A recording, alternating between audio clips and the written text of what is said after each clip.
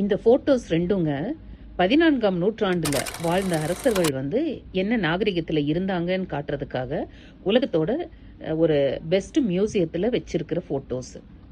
ஒண்ணுல பாருங்க, மன்னன் எங்க இருந்தாலும் ஒரு பொது சபையில இருந்தா கூட அவன் எப்படி பாதுகாத்துக்குவான் அப்படிங்கறதுக்காக போட்டிருக்கிற ஆடை ஆபரணங்கள். இன்னொன்னுல பாருங்க, தாம் வெளியே போறப்ப கூட தன்னோட வாகனம் கூட, தன் குதிரை கூட காயப்பட்டுடக்கூடாது அப்படிங்கறதுக்காக அந்த குதிரையும் சரிசமமா பாதுகாக்கிற மன்னனோட உதாரணம் எடுத்துக்காட்டு பாருங்க.